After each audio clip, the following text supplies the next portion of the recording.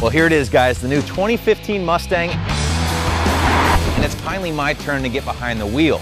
Now, I think it's safe to say that this has been one of the most closely watched and carefully scrutinized cars of all time. From the early renderings and spy photos, the internet rumors and speculation, all of course leading up to the massive global unveiling. That's right, for the first time ever, millions of people worldwide will be able to enjoy what over 9 million Americans have been enjoying for the last 50 years. That's right, this thing is going global, and now it's my turn to give you guys a closer look at the new Mustang. The new styling, the new independent rear suspension, those quarter-mile times and dyno numbers, all to answer, is this the best Mustang of all time? One of the most polarizing topics with the new 2015 Mustang is without a doubt the styling. By now, we've all heard the exhausting comparisons to a two-door Ford Fusion or other car brands, and the argument that the 2015 just does not look like a Mustang. Well, let's take a closer look to some of the exterior lines, and you can judge for yourself. Up front, the car is very much a Mustang, from the trademark shark bite grille reminiscent of the 60s and early 70s Mustangs, but also some of the S197 Mustangs. Another part up front here that is undeniably Mustang is the daytime LED running lights, which do pay homage to the headlight gills found on the first Mustang.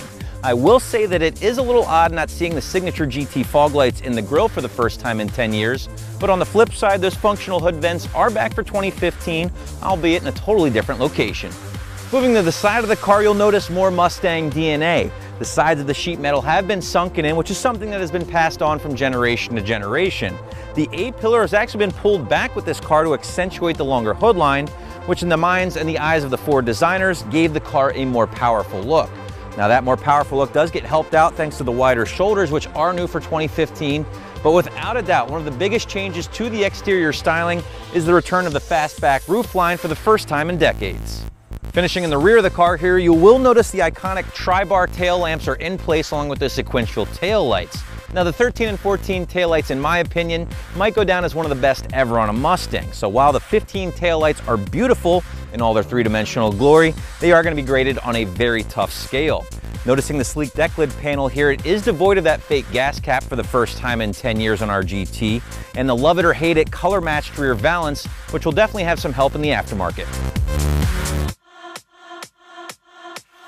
While the exterior styling might be hit or miss for some Mustang fans, it's really hard not to consider the newly redesigned interior a complete home run. Now, as you may or may not know, the name Mustang was originally inspired not by a horse, but rather a legendary World War II fighter plane, the P-51 Mustang.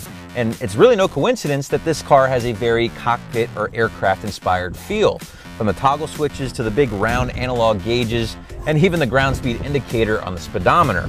Now, I will say that the interior has a very nice touch of refinement. Everything that looks to be metal is, and it's really a night and day difference from the S197. Over 20 new pieces of tech have found their way into the interior here of the 2015. Of course, old favorites like the productivity screen and track apps are back, which are now standard on the GT, by the way, but there are some new things worth mentioning. I think the biggest of which is the selectable driving modes. On the modes here, you can select between normal, sport plus, track, and snow and wet mode. Now, by selecting these different modes, it's going to alter 3 different areas of your car's parameters: your stability control, your steering feel, and your engine parameters. Now, another new feature here with the 2015 is the launch control, which is previously only available on the 13 and 14 Shelby GT500s. And of course, this lets you dial in your optimal leave settings or launch settings, giving you your best launch. But perhaps one of my favorite parts of the new tech here at the 2015, which is standard on all GTs, is the line lock. Now, this just makes big smoky burnouts that much easier.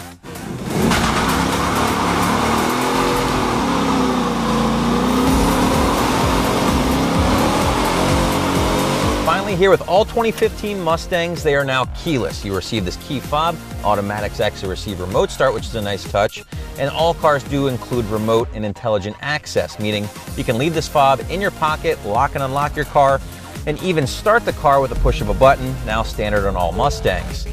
Finally, last but not least, for all my Mustang fans, I know you'll appreciate this. The cup holders have finally been moved over to the side enough where you can rest your arm on the console comfortably and still shift gears.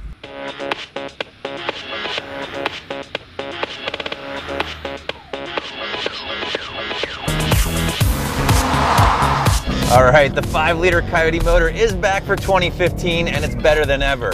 Now, power output is up to 435 horsepower, 400 pound-feet of torque at the crank, up 15 and 10 respectively from last year. This made for 382 horsepower and 359 pound-feet of torque at the rear wheels on our dyno jet. Now this motor borrows a ton from the previous generation Boss 302, such as the forged connecting rod, some of the valve train components, and stiffer valve springs with completely new head castings designed to flow much better with the bumpier camshafts. Now in my opinion, this motor should be well more capable compared to the old motor as far as total power output in the aftermarket. So basically this thing should be able to hold a little bit more boost, a little bit more power without coming apart. Time will tell. Both the 6R80 automatic transmission and the MT82 manual transmission are back into the 2015 with some improvements.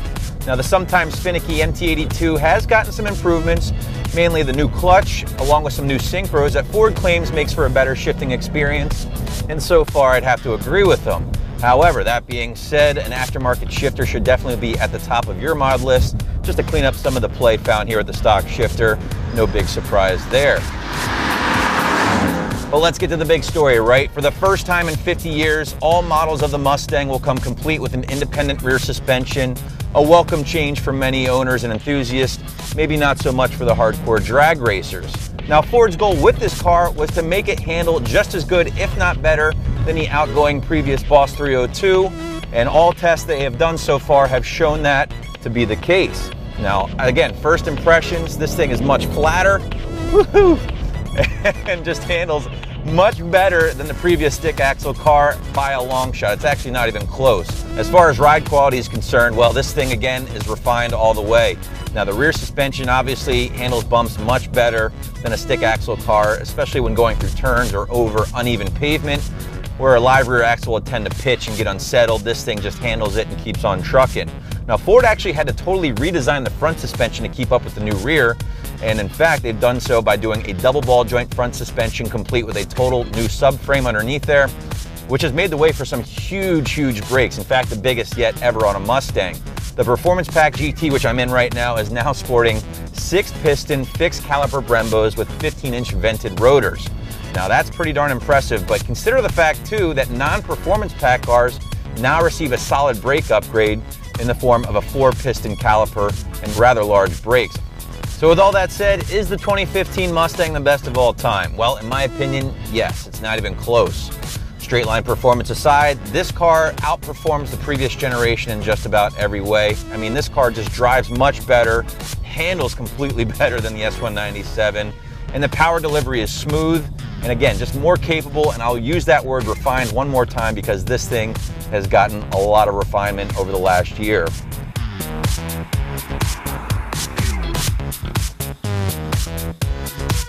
Lee Iacocca once said that the Mustang will, quote, mean more things to more people than any other automobile on the road. And never has that been more true than with the 2015 Mustang.